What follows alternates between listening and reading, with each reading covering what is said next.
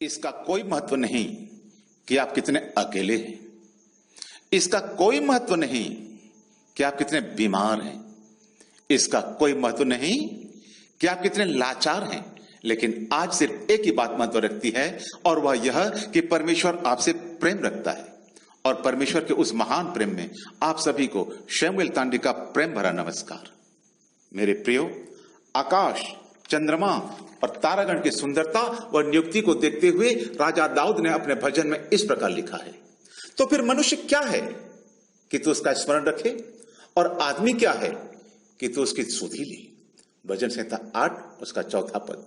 सच कहा जाए तो मनुष्य कष्ट ही भोगने के लिए उत्पन्न हुआ है। अय्यूब 5 उसका 7वां पद।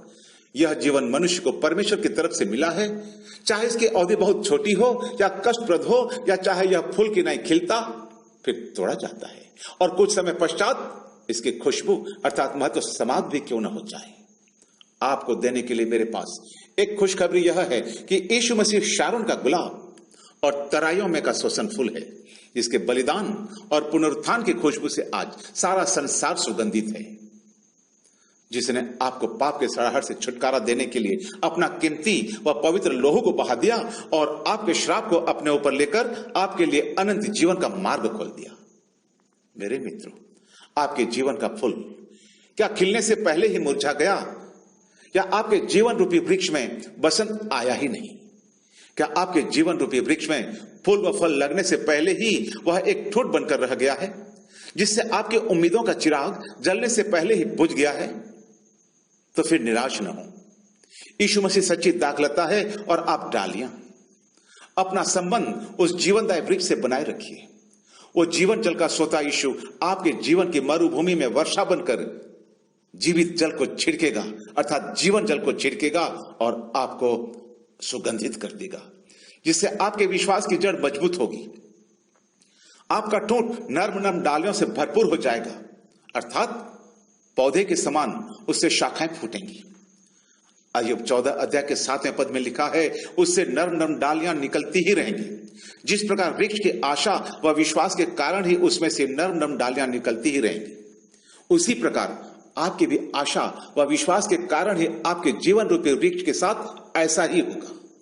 होशे 14:6 में इस प्रकार से लिखा है कि उसकी जड़ से पौधे फूट कर निकलेंगे, उसकी शोभा जलपाई की सी और उसकी सुगंध लबानोन की सी होगी। याकूब 4:14 में लिखा है, जीवन भाप के समान है, अर्थात बहुत हल्की, वायु में आसानी से उड़कर ऊपर जा सकती है। सो मैं आपको बताना चाहता हूं कि इसी भाप में इतनी शक्ति होती है कि भाप का इंजन हजारों टन भार को उठाने की शक्ति रखता है।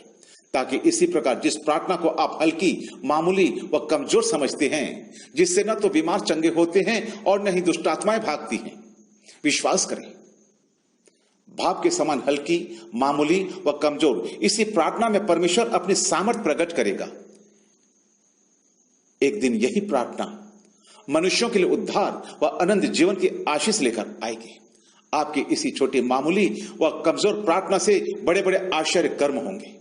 मेरे प्रियो, आज फिर से परमेश्वर अनुग्रह के बादल को मंडराएगा, लेकिन इससे पहले मैं आपसे एक प्रश्न पूछना चाहता हूं, ध्यान से सुने। क्या आपने कभी अपने उन मित्रों, रिश्तेदारों के लिए भी प्रार्थना की है जिन्होंने आपको तुच्छ जाना और पहचानने से भी इनकार कर दिया?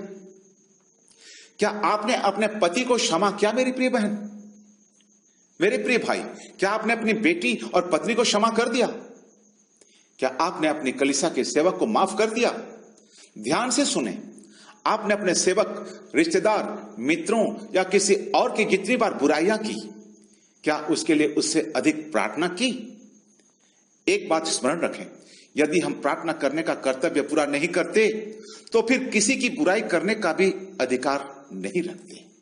रोमियो 2 अध्याय की 1 में बाइबल कहती है, सो हे दोष लगाने वाले, तू निरुत्तर है, क्योंकि जिस बात से तू औरों पर दोष लगाता है उसी बात से तू स्वयं भी दोषी है। मेरे प्रियो, आज अपने आप को जांचें, हमारा जीवन क्या है? मानो भाप के समान। परमेश्वर अनुग्रह करे कि इसी भाप से परमेश्वर की महान आश्चर्य कर्म घटित हो जाए।